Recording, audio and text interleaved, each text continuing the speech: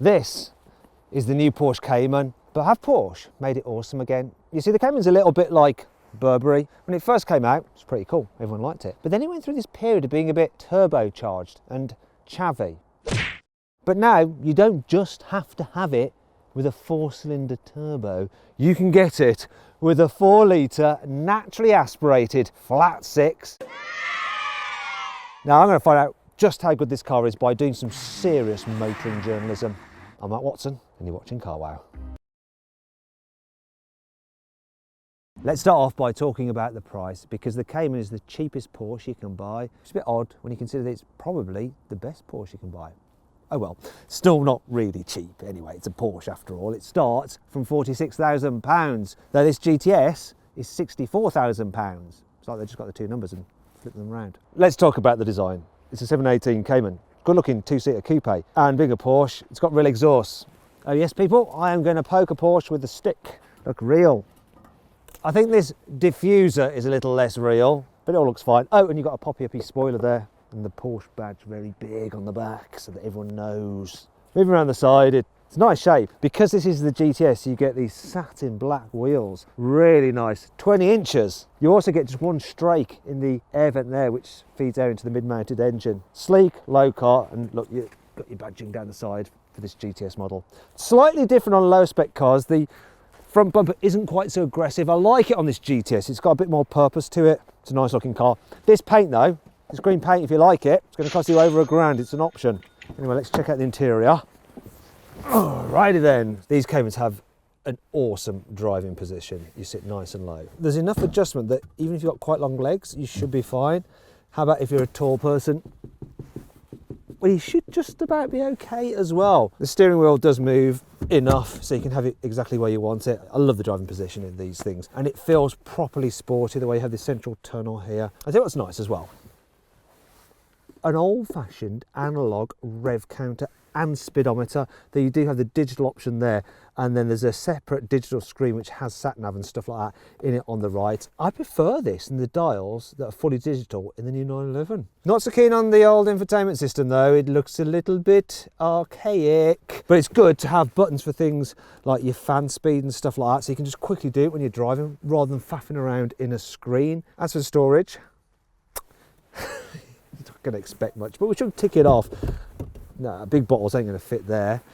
You can fit them in the glove box, which is actually a decent size, and look, you've got a USB socket in there. I like this, the way Porsche deals with cup holders. There's one there for the passenger as well. There's a bit of storage under here, which is pretty pointless, but you can put your mobile phone in there, and look, you've got a USB socket there as well.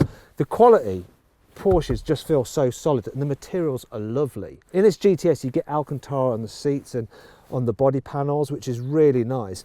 This one has an upgrade package for the interior, which includes leather on the dash and this carbon fibre effect there. One thing I have noticed though that I'm not so keen on is the stitching on here is wonky.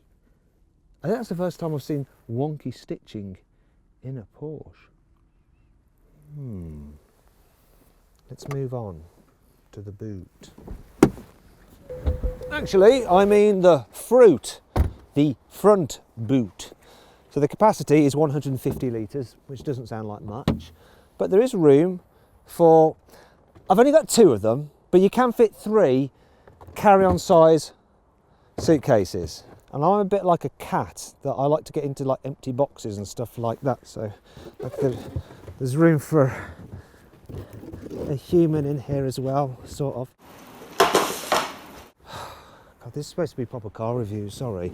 Let's go to the proper boot, the one at the back, which is 270 litres, but there's something you need to know about it. I'll just shut that. Look, you see, the issue with this boot, I've got to find the blooming key. Where is the... It's always in the last pocket you check in, and the most awkward one to get to. Anyway, the boot has this space here, which is good, but you can only fit one of these suitcases in there. There's more room here, and that is included in your quoted 270 litres, but you can't really put too many things there, especially not if they're heavy, because if you brake they will slide through into the cabin. And that brings me on to 5 annoying things about the Porsche Cayman. Some basic bits of kit which should be standard and is on most cars, you have to pay extra for. Just simple basic cruise control. £228. You want front and rear parking sensors, 600 quid. If you don't want the old-fashioned xenon headlights and you want more modern LEDs, which most cars now have, £1,400. While the Cayman is great, the Boxster is exactly the same car, though you have the added benefit of being able to enjoy it with the roof off as well, which is great if you're taking a friend out. Now, if you read Autocar, you might find out that the actual handling balance on this is ever so slightly better than on the Boxster, but really, if that's the case, you haven't got any friends to travel with anyhow. While this car has Apple CarPlay, there's no Android Auto. Why do people such as myself get treated like second-class citizens on certain Porsches? It's just not fair, it's just blatant phonism. Oh, I really want to see this new engine in this car, but there's no way to. All you can see is that. If you want to see the engine, you have to get it up on a ramp, and that's usually a bad sign if you're having to do that, and then you don't want to see the engine because it could be very expensive to fix. Even though you can get the Cayman with the all-important sports exhaust with the sports button, if you have one of the 4-cylinder models, it never sounds great. In fact, they sound like this. Don't worry, there's still plenty to like about this car. Here's the CarWow 5 core features. However, if you get the GTS model, its naturally aspirated flat 6 sounds like this.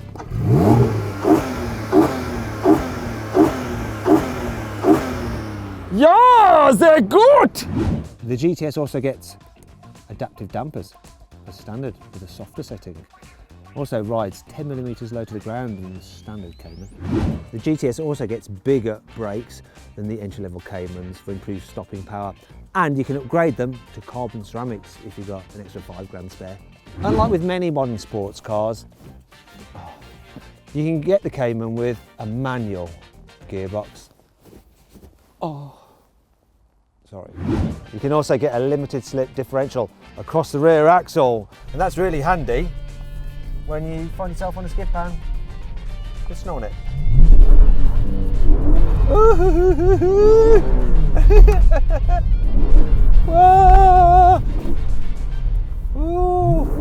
Feel like a German ice skater, but I don't know the names of any German ice skaters. Sorry, German people. I'm sure you're very good at ice skating. Right, that's enough of that. Now let's see what this Cayman is like to drive normally on the road. To live with every day, these are actually pretty good. Having the adaptive dampers does help to smooth off the bumps. Anyhow, this is a very easy car to drive and live with every day. The automatic will be better if you're using it as a daily, just because you won't have to be changing gears in town, but when you're not in town, the manual is absolutely gorgeous. Also, the placing of the pedals is really good, so you can heel and toe, I'll do it now, even in wellies. However, if you're struggling a bit because your footwear is a bit silly, then you can actually put it into auto blip mode where it will just downshift for you automatically. And the gearbox on this, it's an absolute joy. Even when you're going slowly, you can extract pleasure from just shifting gears. There is one thing about the gears, it's just that they're a little bit long. For instance, I am in second gear, I'm doing almost 50 miles an hour and I'm doing 4,500 RPM.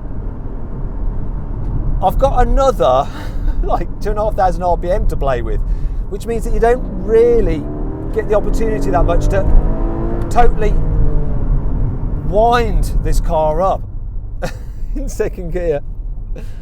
Oh, it's a bit of a shame that, because you don't really then get to hear the engine sing fully unless you are on a track still. It sounds good, even at lower revs. Thank God for that. There's another great thing about this naturally aspirated engine, and it's a throttle response. You just think about flexing your right foot and the car instantly responds. It's luscious. You don't get that with a turbo engine. It's so good. And it all works so well with this fabulous chassis. The chassis in this car has so much poise and balance.